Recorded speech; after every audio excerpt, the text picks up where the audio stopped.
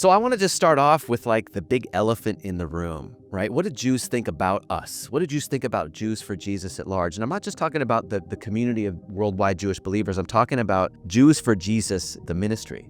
Oh, and there are opinions out there. We're going to get into those. And the funny thing is that I wanted to find like a bunch of comments that dealt with those objections. What do people really think? And I actually ended up coming across one that really dealt with all of them. And one is really long, but I kind of isolated his major points here. And this is from @MasonWeiss. And it starts off by saying, if Jews embrace Jesus, there's no reason to remain ethnically Jewish and no reason to hang on to Jewish customs and practices. I just want to start off by saying, how can someone become unethnically something that they're born into? It's impossible. Right. So that statement right there it's a contradiction. Absolutely. I agree with you. I don't think it's possible. Right. And then he says there's no reason to hang on to Jewish customs and practices. Well, first of all, who corners the market on Jewish practice? Is it Hasidic Jews? Right. Is it Reform Jews? Is it conservative? Everybody's going to say, well, we're the ones that have the actual customs. But in a lot of ways, what we all observe today has evolved over time. If you think about it, if you go all the way back to the first century, it's going to look a lot different then. Absolutely. And the traditions that we observe today have evolved, and some of them have been constructed around, we don't believe in Jesus. Exactly. And so you're going to have some things that maybe when we say it's Jewish today, it might have not even been Jewish in Jesus's day, or I love that. Ezra's day, or because a lot of people would say, our forefathers, our patriarchs wouldn't even recognize your faith today. And I would say that the opposite is true, that our forefathers, David and Abraham, Moses, they wouldn't recognize religious Judaism as it's practiced today with all its different sects, all its different observances, and its amendments and additions. That's fascinating. Yeah. You could have a whole session on just that. And we probably will. So the next point he makes is that almost every testimony of a Jew on Jews for Jesus is someone who grew up in a normative family and is only a generation or two detached from one. Mm-hmm. So I don't know exactly what the person means by this, but what I'm thinking is that they weren't in an Orthodox family. They didn't have an Orthodox upbringing, and anybody that's really Orthodox wouldn't fall for this stuff. That's kind of like the Well, and I've heard this before. People are like, if you had really just observed Judaism and had proper Shabbat dinners and done those things, you'd know that you're wrong and that Jesus isn't the Messiah. I always find that a funny, and then when I explain to them, well, I lived in Israel for many years. Yep. I lived in Jerusalem. I went to yeshiva. I observed many Shabbat dinners and studied, with rabbis and all that, and still came to the conclusion that Jesus is the Messiah, the promised Messiah. And then they'll go, okay, well, there must be something wrong with you. Right, because you're just us to say. You're disqualifying us based on something there, but I don't think it's a legitimate argument really to just say that we're all normative Jewish families. You certainly are not from a normative Jewish family. No. We celebrated traditional Jewish feasts and Jewish holidays. We were at temple for high holidays, Yom Kippur and Rosh Hashanah. I went to Jewish summer camp, Hebrew school. I wrapped tefillin. I had yarmulke. I mean, it definitely was very high bar mitzvah. It was very Jewish identity focused. Yeah, not necessarily religious. But we really were interested in maintaining our Jewish identity. And honestly, when I was younger, I wanted nothing to do with it. It's fascinating about this, Jeff. Sorry to interrupt you. Yeah, one of the thoughts I have about this is interesting because when people assume that we didn't have, those sorts of Jewish experiences, or in a lot of ways, people assume that what other Jewish people experience and what we experience is different. But what I believe, and I actually have evidence for this, and I want to just mention this briefly, I believe that we're more reflective of the broader Jewish community than people realize. And so if you look at the broader Jewish community, you have Reform Jews, you have ultra-Orthodox, you have, modern Orthodox, you have, mystics, you have all the above. You have New Age Jews, every atheist, all the above, right? And Jewish practice is going to vary from one group to the next, one individual to the next. One of our colleagues and friends, Dr. Andrew Barron, did some research on this, and he pulled a whole grouping of messianic Jews, or Jews who are believers in Jesus. And one of the discoveries, or his findings, and this is to quote him, he said, in disposition, education, and occupation, the nomenclature, preference, and religious observance levels among Messianic Jews indicate continuing identification with the Jewish people and reflect the broader American Jewish experience. So that data actually shows that the Messianic Jewish population at large doesn't really suddenly shift into a different kind of cultural or traditional practice.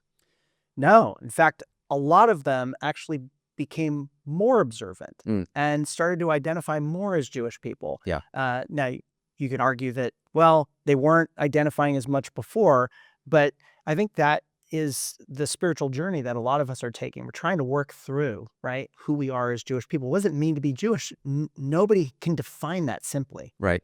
Yeah. Complex. Guy I spoke to yesterday came up to me. He was very angry. He says, "You're no longer Jewish." I was like, "That's interesting. The Orthodox Jews that I speak to in Jerusalem say that I am, but it doesn't make it true or not true based on what they say." Yeah. But I asked him what makes someone Jewish, and he just went blank. Oh, you didn't have an answer. Well, you're born Jewish. I'm like, all right, there you go. So there you are. Yeah. Right. So if an Israeli here says, "I'm an atheist," do we say, "You've given up on your Jewish"? Exactly. No longer Jewish. Yeah, I don't think people do that. Yeah. So let's move on to his next point. He says Jesus and Christianity have some very attractive ideas: forgiveness, reconciliation, believe in the moral equality of mankind, the idea that you can have been a horrible person who did terrible things, and that God forgives you, and you don't have to do anything other than repent and believe in Jesus. Now, there was a point in time when I came to faith in Jesus, and I was explaining to someone who was a religious Jew, and I said, it changed my life in such a dramatic way, and I'm full of life and hope. And he's like, well, okay, great, you found something that makes you feel good. And I said, yeah, does that make it wrong? That it makes me feel good? Good question. Does that make it wrong? Mm-hmm. And he obviously said, well, no, it doesn't make it wrong. And so I said, well, what's the point in your argument here? And so the concept here that faith in Jesus or Christianity has attractive ideas doesn't make it wrong. Absolutely. And the ideas are very attractive. Oh, there's billions of people that are attracted to Jesus because of his teaching and because of what he offered. Right. And what he offered is so radical. I think people don't quite grasp what Jesus was offering. Is it completely outside of Jewish tradition and experiences? No, Jesus himself was Jewish. Right. So we should, when people go, well, a lot of Jesus's teachings are Jewish. Absolutely. That's right. That's 100% correct. And yet, Jesus, the way that he spoke, what he did, how he lived his life, it's so revolutionary that centuries of people, and this is one of the things I found was interesting. I read a book not long ago by Tom Holland, the historian. He's a secular historian. He said he used to admire all the Roman kind of and Greek, all the sort of the traditions and the customs. When I began to look at what they actually believed about people, about women, about children, about all sorts of these things, he said, I realized I'm more Christian in my view of the world than I am Roman. That's right. I am Greek. I love that because my wife would look at a Bible passage in the New Testament that says, husbands, love your wives as Christ loved the church sacrificially. And she would say, that's attractive. I want my husband to love me like that. Yeah. And there's nothing wrong with Jesus's message being attractive, and it should be attractive, right? The thing that's standing in the way of people actually moving into that is, as I believe, is their pride of, well, it's not me doing it. It's not me working my way up and becoming right with God. It's God coming down and actually doing the work. And by me putting my faith, it's such an unbelievable act of humility. And I believe that's where people have the most difficult time is that humility. And that's what God really wants from us, is our humble hearts. He does. And these ideas, imagine everybody lived out these ideas. I mean, right. Forgiveness, reconciliation, belief in moral equality of mankind. Who doesn't want to? Even if you're not a believer in Jesus, right? What about that isn't good? Right. Yeah. I love that. So Jews for Jesus, right? What is Jews for Jesus to those that don't know, or to those that think they know, but don't? What actually is Jews for Jesus aside from the Jews that believe in Jesus? Yeah, that's a good thing to make a distinction around. So I work with Jews for Jesus, as do you, which is an organization that seeks to reach out to Jewish people. We believe that Jesus is one of the major things that we're missing as a Jewish community. And we want to actually reach out to our Jewish people and say, hey, maybe we missed something here. And for Christians who are exploring their Bible and kind of going, hey, what are all these Jewish practices? What are they about? Right. They invite us in. Also, they want to understand the Jewish community a little bit more and how to relate to them. So that's the organization of Jews for Jesus. And we have about 300 staff around the world. But there's thousands of Jews who are for Jesus. That's right. Right? That's right. Yeah, like me. Exactly. Before I started serving with, Jews for Jesus, I was a Jew for Jesus. Exactly. But as, working with this wonderful ministry, I can now share my love of Jesus with the world in so many different and creative ways, like through this media network, So all of us as followers of Jesus are compelled, and actually we're supposed to share about the hope that we found in Jesus. Yeah. We're commanded to do that. And so if we're obedient and we're following what is written in our scriptures, then we're going to go out and do that. And that can happen in all sorts of contexts, in all sorts of ways. Right. Conversations with friends. You could be sitting outside in a restaurant and have a discussion online, like you're doing in the, hey, Jesus, we can find him anywhere. That's right. People find him all over the place in different contexts. I've heard of people having experiences on a mountaintop somewhere in Peru or, wherever it might be.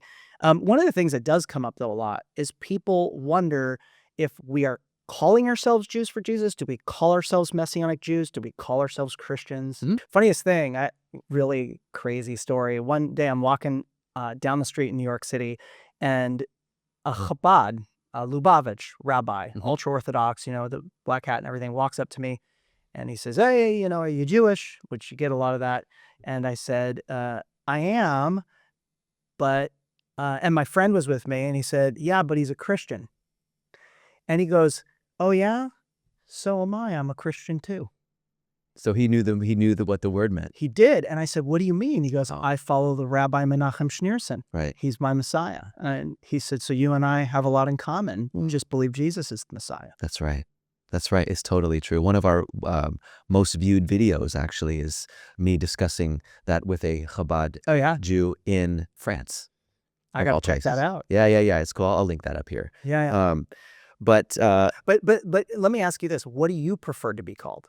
If somebody says to you, hey, what should I call you? Well, sometimes you speak in a church, right, and they ask you that question, right? Well, I like to say I'm a Jewish follower of Jesus. That was mine. I love that. That's my favorite. Right. And so if a Christian means follower of Messiah, that's kind of a broad label for a Gentile or a Jew who believes in Jesus. Now, some Jewish people prefer to be called messianic Jews. Why? Because their Jewish heritage and their Jewish lineage is so important to them. Yeah. It is to me. It is. Just 2 generations ago, my last name was Cohen.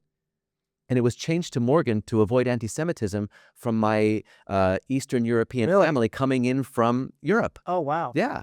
And so my actual original last name is Cohen. And I absolutely love that. And I love the fact that I'm Jewish. And I love the fact that we still hold on to our Jewish identity and heritage and ethnicity. We celebrate it with our Jewish family who don't believe in Jesus. When people ask me, are you a Messianic Jew? Yes. Are you a Christian? Yes. Are you a Jewish follower of Jesus? Yes. I'm all the above. I'm okay with it. Right. The labels to me are less of... That's right. They're not as anxiety-inducing for me, what you call me, as long as you understand that I follow Jesus. Exactly. Or Yeshua, if you want to call him. Well, just like somebody came up to me yesterday on the streets and was like, yeah, I just want to make it clear, I'm a modern Orthodox Jew.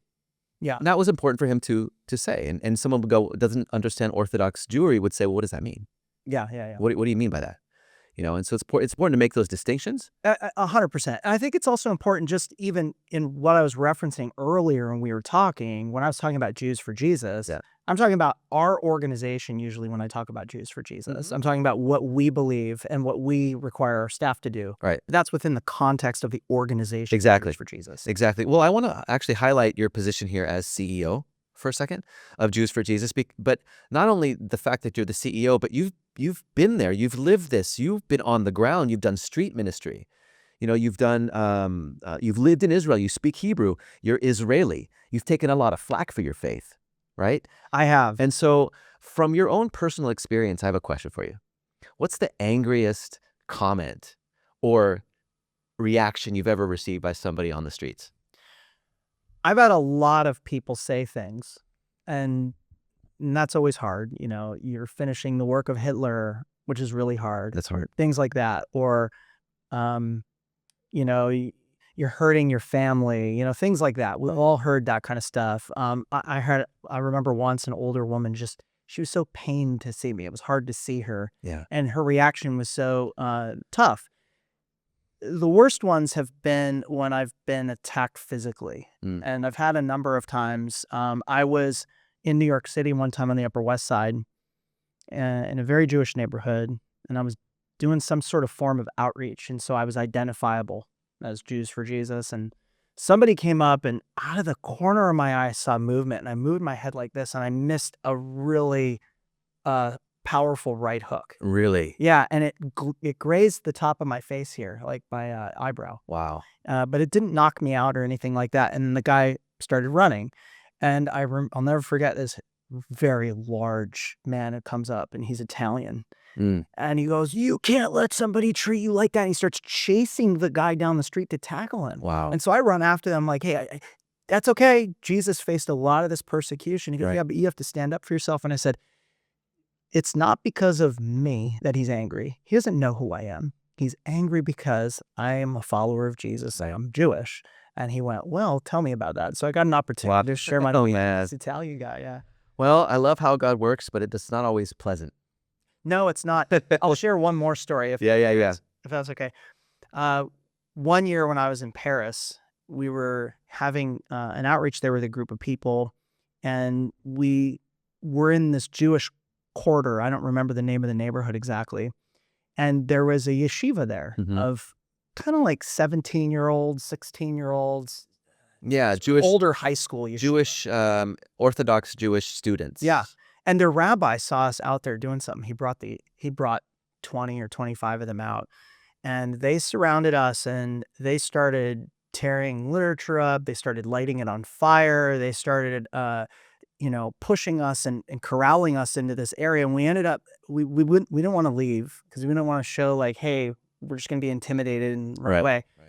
But when we started to leave, after we were there for about an hour and this was going on, they actually formed a chain so that we couldn't get through when we were in the subway, and the police in France had to come and break it up. And I don't even really think they understood what we were doing. Right. That was the hard thing. Right. We were talking Hebrew. I couldn't speak French, but they spoke Hebrew, and so we were going back and forth. And they were just so zealous. Right. And so angry. I want to bring it up because Jewish persecution is one of the main reasons why Jews don't believe in Jesus. And yet there's so much resistance to this persecution. And yet because of our faith in Jesus, we see Jewish persecution against Jews now. Yeah. Because of this. And I would like to just say for the record that it's not Jewish to do that. It's not a Jewish thing to persecute another person because they believe in something different. Sadly, it's a human sin problem. Yeah, it's a sin problem. And it's a reaction. It's a visceral reaction to such deep disagreement to what somebody else believes. And to the point of demonizing them. Right. And basically almost they become subhuman. Almost dehumanizing. So it's a similar thing that's happening, but within the Jewish community towards Jews. And so I think that's something to bring up. We talked about some of the things that happened to you that were very difficult to deal with. You get accused of being a sellout to your people. How do you address that? Well, listen, I'm of the ilk or the belief that everybody's selling something. Wow, yeah. So right. When they call me a sellout, I find it a little bit amusing because I sort of say, well, the fact that you're calling me a sellout, you're selling something. Right. You have a view of how people should believe and how Jewish people should operate. Right. And, you've in some ways told me, that I'm a sellout. I remember when I was back in college, one of the students here was a former ultra-Orthodox woman from the Satmar community. And we had this conversation, and she said the same thing. She said, I've always identified Jews for Jesus as being out there, and they're evangelizing, they're selling something. I'm like, well, does your community not do that? You guys protest in front of the Israeli consulate against the modern state of Israel. So you're clearly selling some belief system about the world and about the Messiah and about Israel. And she goes, fair point. Exactly. Yeah. I mean, that's mature. That's a mature reaction. And I just want to say, for the record, I am sold out on Jesus. I am. I'm sold out. Unapologetic. I'm unapologetic. Yeah. It is. But Jews for Jesus. That's who we are. We're unapologetically, Right. just showing. Well, and that's one thing I love when people ask about the name Jews for Jesus. One thing I like is it's not ambiguous. Right. There's some real clarity around what we are. And so I always find it funny when people are like, oh, this is subterfuge. You're hiding yourself. You Jews for Jesus are not being, forthright. I'm like, what about? What did you just say? Who for Jesus? Right. We're not hiding anything. Exactly. Yeah. So, and this leads me to my next topic here. Why Jews for Jesus shouldn't even exist. And I'm actually more talking about the fact of Jewish believers in Jesus, not necessarily the organization itself, but we do. Here we are. It's provocative. It's a provocative title, Jews for Jesus. There's a lot of historical, cultural, and theological reasons why Jews believe in Jesus. But to most people, most Jewish people, it seems offensive, impossible. It does. But yet it persists and grows and changes lives anyway. So the question I have for you, starting off with that, is why is it so hard for the Jewish world to accept even the concept of a Jewish person believing in Jesus? I think there's so much history that is involved in that question. Yeah. When, my grandmother, when I became a believer in Jesus, and she was secular, from Detroit. Yeah. And we used to talk about Jesus from time to time. I say, hey, Grandma, could it be the Jewish Messiah? And she go, well, I'm Jewish. I go, I know, but what if I could show you that he fulfills every single requirement of who the Jewish Messiah is from the scriptures? And she goes, yeah, but I'm Jewish. And so it wasn't a logical reaction or even response to my question. Right. It was just a cultural one. It was a preference. And in some ways, that question around, why is it so difficult for somebody to accept that we're believers in Jesus? Yeah. I do think that some of it feels like you've defected to the other team. Right. You're now on the other team. Sure. I don't view it as teams. I definitely realize there are differences of opinions about who Jesus is, and that's hard for people. I think that a lot of Jewish rabbis and scholars would say we're a small people, and there's a misconception that if you become a believer in Jesus, you give up your Jewish identity. Right. I would say also that there's a certain history of persecution that Jewish people push back against emotionally. I think it comes down almost genetically, through our families, that we're supposed to just reject it. It doesn't matter if it's logical, if it makes sense, if we're presented with it, just reject it immediately. Knee-jerk reaction. Right. And that's common. I used to when I was younger. And when I came to faith, there were people that said, why can't you just be Jewish? And I like what you said. Well, I am. Like was it your mother or your grandmother? My grandmother. Your grandmother. But I'm Jewish. You're right. You are. So Absolutely. let's get to the point. Let's talk about believing in Jesus and that concept. But the reaction to persecution is real. Historical persecution of Jews is real. And the question I like to ask our Jewish people on the heels of that is, do you think that has anything to do with Jesus? And the answer is predominantly no. Oh, yeah. No. You're right. It doesn't. Okay, so let's take Jesus out of the picture and let's look at evil human behavior. That people do wicked things in the name of all kinds of stuff, even in the name of peace. They'll kill people. Yeah, so obviously the church throughout history has a very mixed reputation. Yeah. And obviously the more horrific things that you hear, and there were horrific things in the church.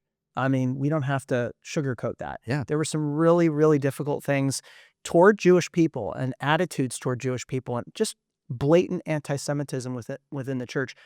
But you also had very biblically hearted Christians who loved Jewish people and in spite of all the danger even hid Jewish people from persecutors. And so you see both of those sort of shades within we have that in my wife's Christian family. Population. Yeah. During World War II, my wife's grandparents were and their parents were involved in Nazi persecution, where her grandparents and their parents were taken away by the Nazis and put in concentration camps. The kids themselves were taken and hidden by Christian families. At the risk of their own At the lives. risk of their own lives, they put them in their home. Wow. And they fed them and housed them, and they actually told them to pray. They said, listen, children, if you pray to Jesus, your parents will come home. Now, these kids were like, I want my parents to come home. They're praying to Jesus every day. And Wow. 2 years later, their parents show up at the doorstep. Wow. That's I mean, it blows me away, right? And this embodies true Christian faith in Jesus, the Jewish Messiah that came from Nazareth, right? Jesus from Nazareth. If you look at Jesus's teachings, like you said, you're not going to be killing Jews. You're going to be hiding, saving, loving, and helping the Jewish people. I mean, the predominant message that Jesus is known for is turning the other cheek, it's forgiving, it's loving your neighbor, all those kinds of things that if Christians are to observe just 1/4 of what Jesus taught, Right. they're not doing those things to Jewish people. That's right. And that's not happening. That's right. I will say, though, that I do want to mention this idea that I understand, I get it, why it's difficult to accept that there are Jews who believe in Jesus. I get it. Mm-hmm. If you have persecution in your family and you're from a Jewish background, it might seem like that's crazy. Yeah. How can they do that? And I totally empathize with those people, but I'd also want to urge them to not miss out on what God may have Right. for you, That's right? right. Because I've found so much hope and forgiveness and things that I was struggling with in my own background as a result of my faith in Jesus. Yeah, your testimony is actually amazing. And I'm going to link that up here too for people to watch. You know, your specific test, you get into a lot more detail about what you went through and what happened, how you got to where you are today. But the testimony is incredible. I encourage you all to go watch that testimony. So Aaron, what if Jesus is the Jewish Messiah? That's a question that I want to ask the viewers out there, and especially the Jewish viewers out there. What if he really actually is the Messiah, which kind of goes on the tails of what you just mentioned? You know, what if it's actually true? What if Jesus really is the Messiah, and it's something that we should consider instead of, and work through that initial resistance? So even if you just sort of look at Jesus like one of the prophets, imagine you just said, well, let's just take the book of Isaiah out of the Bible, right? He was a prophet. Let's just take all of his you'd be missing a huge piece of Jewish teaching there's things that Isaiah taught and things that we find in Isaiah that help us understand what it means to be Jewish. Well, we're missing out on all the stuff that if Jesus is the Messiah, just for a second here, Right. Even just if he's a prophet, all those things that he taught, we've just sort of jettisoned them out and said, well, they're not for us. Right. And to me, that's a huge, just the teachings of Jesus. But there's another layer.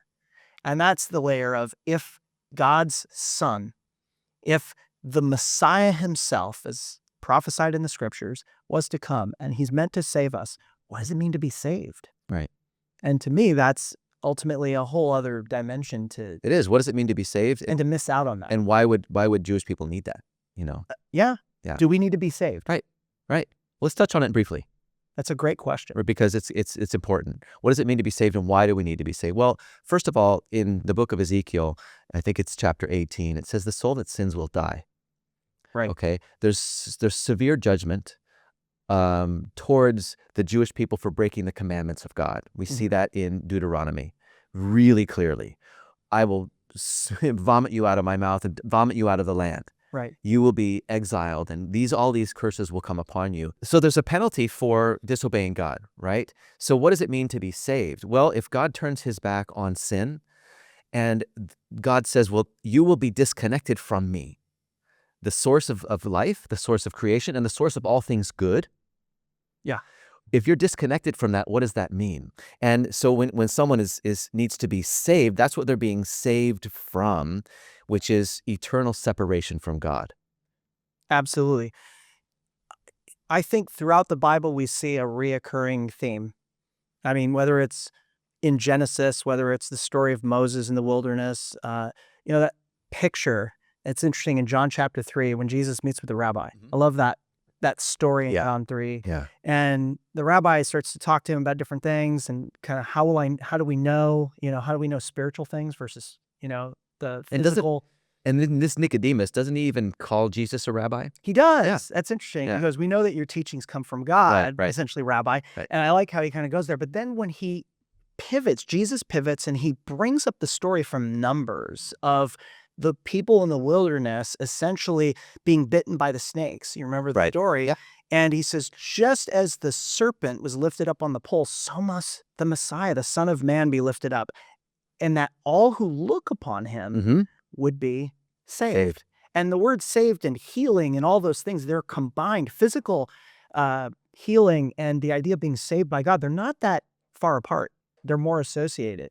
Physical healing was often connected to spiritual wholeness and well-being because it's not as fragmented, I think, in Jewish thought. Right. So I really found the example of God saving Israel throughout history to be so compelling. Yeah. And he's a God who saves, right? Even in Jeremiah chapter 29, where it talks about, I have plans for you, plans not for evil, but to prosper you, and then he goes on, but he talks about ultimately God is going to restore you. When you call on me and search for me with your whole heart, I will heal you, what he says. Right. An idea of being saved, being healed by God is so embedded throughout the I love that. And I love that you brought up Jeremiah because only 2 chapters later, what does God bring in? What does he say that he's going to do? So powerful. He's going to bring in a new covenant. Yes. With the house of Judah and the house of Israel. And it's not like the covenant that he gave to Moses on Sinai. It's going to be a new covenant. And through this new covenant, what is he going to do?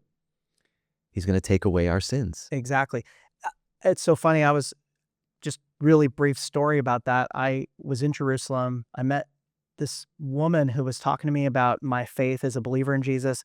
And I said to her, well, I found new hope. And I think that Jesus is ushering in this new covenant that gives us a heart of flesh. He wants to give us a new heart, right? His heart. And she goes, new covenant? That doesn't exist in my Bible.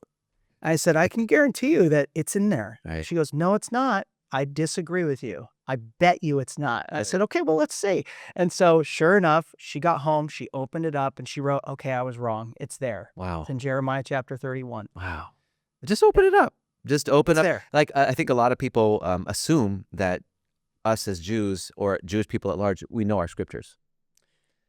It's true. And a lot of us don't. I didn't really know it. Even though I've been to yeshiva, a lot of the stuff that you're studying in the yeshiva isn't the scriptures. Right. And for those who don't know, because some people assume, well, they're reading it in the synagogue every week, right? And it's true that we do read from the Torah and the prophets in the synagogue every week, but they don't read everything. Right. Right. For sure. Absolutely. There's things that are there's things that sound a little bit too much like Jesus, right? and actually that's something that we could discuss, but we're going to leave that for another episode, which is messianic prophecy, because there are I'm going to link another video up here as well to go watch. We took passages and prophecy from the Tanakh, the Hebrew scriptures, onto the streets of Israel. We didn't tell people where they're from. We just read them. And we asked, where do you think this is from? Old Testament or New Testament? Tanakh or I love that video. Yeah. And they said, this sounds like it's the New Testament. And I said, why? And they said, because it sounds like Jesus. And some of these passages are the ones that you just said are taken out and not read. Well, that's why people say, oh, Jesus, he didn't say anything new. Well, you can make the case that what Jesus is teaching is thoroughly Jewish. That's right. Absolutely. Yeah. Wow. So we could discuss messianic prophecy in another video, but let's talk about the personal cost of believing in Jesus. What's been the personal cost? Because I think a lot of people that are watching might think, well, I want to, I'm curious, but it's going to cost me a lot. Yeah. Let's talk about that for a sec. Well, each of us who have decided to follow Jesus as the Messiah, there's a cost that comes with that. Even if your family don't give you a hard time. Right. True. It's challenging on a lot of levels for people to accept perhaps your lifestyle changes. I remember when I first became a believer in Jesus, a lot of my friends, their lifestyles were so different. They were going out and partying and all that kind of stuff. And suddenly I was like, I don't really like that as much now. I'd like to do other things. And they just stopped interacting with me as a result of that, or at least not interacting with me often. Yeah. And there was a cost there. I lost some friendships that were probably not real real deep friendships. Right. But that was a cost. Yeah, but actually some people will lose their family ties. They will pay a much heavier Yeah. cost than maybe you or I paid. I know people that have had their spouse, even their partner, Yeah. leave them as a result of this. But I also know people who their parents have sat Shiva for their children. Yeah, you no longer accepted exist. Jesus. Yeah, you're dead to us. All of that. I've seen all of that. Wow. Yeah. Wow. But actually, some of the reactions to the people that have lived through this, and we're going to mention that in some of the comments in the end, Yeah. that it's been worth every sacrifice they've made. I think that's huge. Yeah. Because people might be sitting there going, why then would I accept this That's and right. do this? The That's right. price is just ridiculous. Yes, the price is ridiculous, but what you gain. And it's not just what you gain intellectually, it's what you gain spiritually. And the joy and the love that we feel from God, the joy that we have amidst trial and difficulty, because we're going to have it anyway. Yeah. In life. Choosing Jesus doesn't mean that your life is going to be great. It doesn't mean that it's going to be trouble-free. In fact, Jesus said himself, you will have tribulation, but remember, I have conquered the world, right?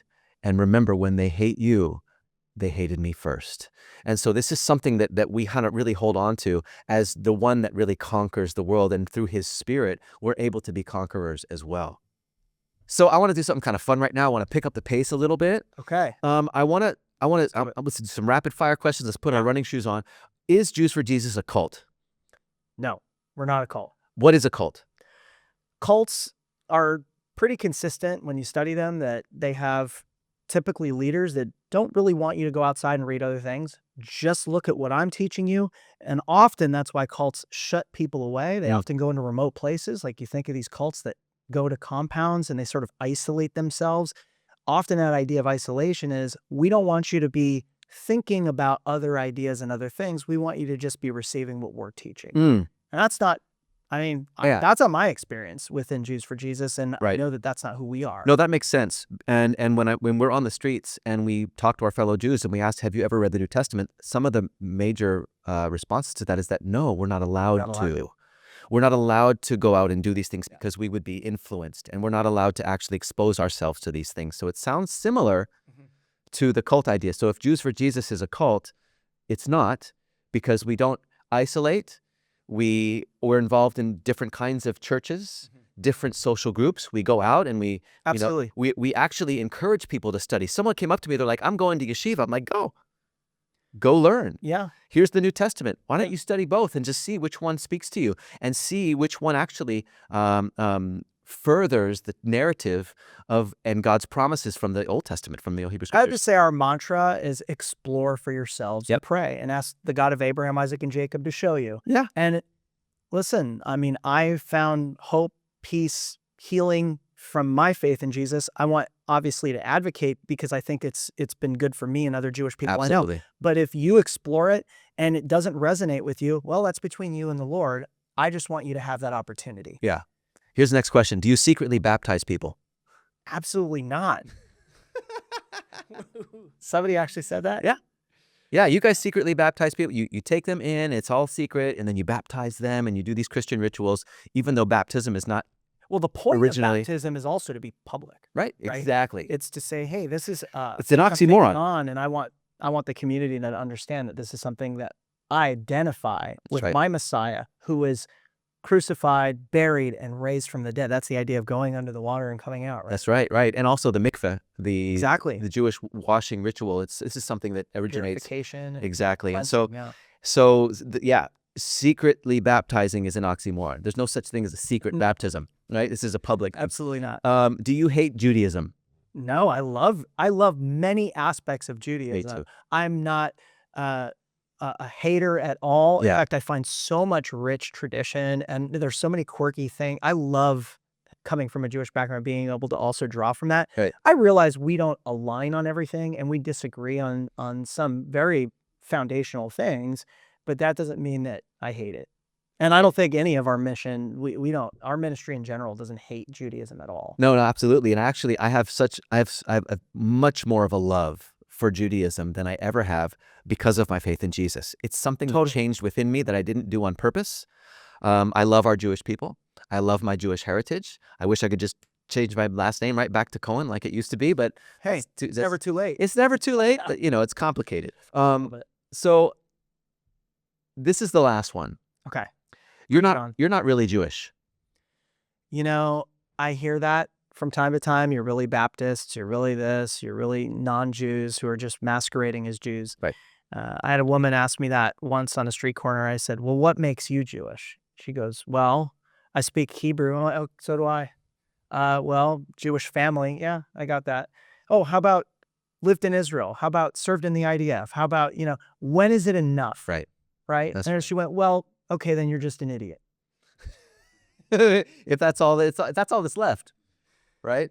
That's all that left is to argue with that and to go into a more of a ad hominem attack, really. I will say this. So within the Jews for Jesus organization, when we say we're Jewish, we actually come from Jewish backgrounds. We require our staff to have a Jewish mother or a Jewish father. Mm-hmm. And that's across the board for all of our outreach staff. Right. If you say Messianic Judaism, you're going to find a little bit more of a broad spectrum. And I don't have sort of the corner of the market on what they might say their Jewish levels are, et cetera. They might really identify as Jewish, and sometimes some of them you might discover are not from a Jewish background. And so people then have said, well, these Jews for Jesus are not really Jews. Yeah. But within our organization, Jews for Jesus, we are. Yeah, I find that many of my arguments and objections come from secular Jews who have thrown off Jesus, but they've also thrown off rabbinic Judaism. Totally. Right. And that challenge really bothers them. Because someone will say, you're not Jewish anymore. And I'm like, wait a second. Yeah. You've thrown off rabbinic Judaism and the Talmud, and you've thrown off Jesus. How does that work out for you? How does that work out as being Jewish? Yeah. I think some people assume that the Jesus piece negates, it sort of like neutralizes the Jewish piece. But like you said, I think you said this earlier on, that when you talk to Orthodox Jews, they don't believe that. They believe that a Jew, even if they disagree with what you believe about Jesus, a Jew is a Jew is a Jew, and they have until the last second that they live to be able to come back to the God of Abraham, like Isaac and Jacob, all of that. So I don't think it's actually biblical to say that you're not a Jew. Right. I agree. Absolutely. Especially coming from the patrilineal side of descendancy, that you're not Jewish. Well, that's a whole other discussion that they, take a different turn on that. That's true. That's true. So I'm going to ask you one last question, but this is as the CEO of Jews for Jesus. Okay, bonus question. Yeah, bonus questions. Where do you see Jews for Jesus going in the future? Where do you see Jews for Jesus in 10 years, for instance? That's a good question. I am super passionate about our Jewish people being able to experience the life, the hope, and the love that we, the few of us who are with this organization and the broader Messianic Jewish population, have discovered in the Jewish Messiah. I believe it was God's intent for Jews to believe in Jesus and to follow Jesus. Right. And so in the next number of years, let's say there's between 15, 17 million Jews around the world. In the next 5 to 10 years, we're really hoping to interact with, in compelling ways, as many of them as possible, to give them the option to put it on the table. Right. They might say, that's not for me. Right. That's okay, but I at least want to make sure that you've had the opportunity to explore this, that you've had access to it. Right. Because within the Jewish community, they want to shut down access. Right.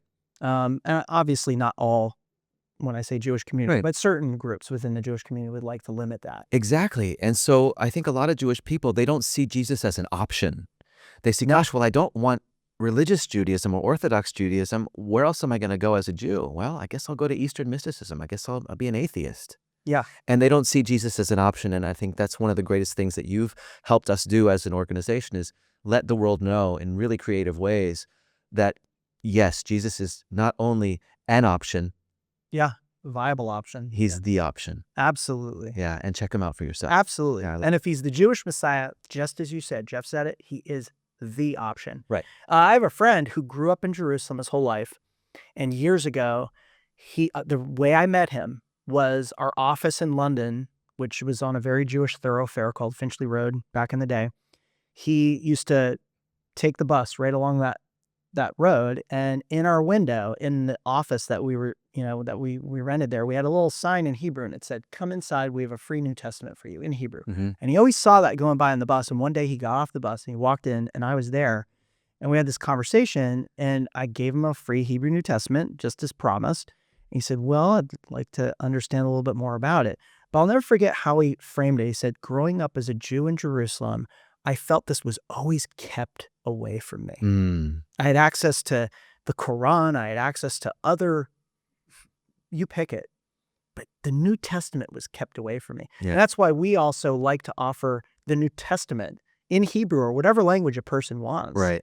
just to be able to explore it for themselves, Oh, to see what that option. I love it. It reminds me of Rabbi Isaac Lichtenstein, Yeah. 19th century rabbi, who was given a New Testament. He threw it across his office, and it laid there collecting dust for like 30 years in his office. If you can only imagine that. Doesn't clean up very often. Doesn't clean up very well. Didn't have the maid coming in. And one day he says, I really want to look inside of this book to see why people are persecuting us. Right. He opens up the book. He starts to read it. He reads through the New Testament, and he says some of the most profound things I've ever heard. This is a Jewish rabbi. "I was looking for thorns, and I found roses. I was looking for hate, and I found love and peace and reconciliation." And he became a follower of Jesus within his Jewish community. And we see that happening all over the world with our Jewish people that are bold enough to look into this, even if it's for the wrong, like you think it's for the wrong. I'm going to see where this anti-Semitism is in here. Yeah. You'll be surprised at what you find if you open this amazing book. And we always say, you can be Jewish and believe in Jesus. That's what we say, because you can.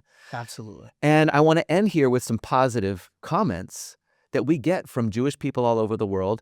And we post these on our website, jewsforjesus.org. We post them on the So Be It YouTube channel. And right here, I'm going to read some through some of them. Love it. It says right here from Mark, "I am a Jewish person that follows Yeshua, Jesus. It was his love, mercy, and grace that drew me." From Michael, "You're not alone. I am a Jewish man, and I also believe in Jesus!" Exclamation mark.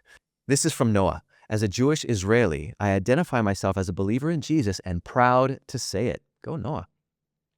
David, "My great-grandmother came to faith in Jesus. 5 generations later, the whole family is still Jewish and still follows Jesus." I like that because it's also generational now. It's not just like a new thing. This is someone who's anonymous. "I'm an Israeli who found Jesus, and I feel honored knowing that the Messiah came and sacrificed himself for our sins. The Tanakh was missing its last chapter. And we walked this earth in pain, not knowing we were supposed to believe. May Jesus protect Israel and bring peace to the world. God bless." Madeline, "I'm about to celebrate 50 years as a Jewish follower of Jesus. It has cost me a lot, but it has been worth it all." We spoke about that. Yeah. And last one here is from Layla. "I was raised Orthodox, and now I know Jesus as the Messiah." Wow. Wow. Powerful. Wow. What would you encourage people to do, Aaron, after watching this video? I would say pray. Ask the God of Abraham, Isaac, and Jacob, what's the truth? He's not wanting us to flounder out there. Right. I think check out the New Testament. If you have not read it, that's something that changed my life, changed Jeff's life. I think talk to one of us. We have staff that are there waiting and ready to respond to you no matter what your question is. We'd love to connect with you. Yeah, chat with us here too. Be a part of this conversation. If you had thoughts that came up, questions that came up, put them down in the comments section. And make sure to like the video and subscribe to the channel for more videos like this. Aaron, Yeah. thanks for being here. Thanks, Jeff. I appreciate you. Yeah. Love you, man. Yeah, I love you too. Take care. God bless you all.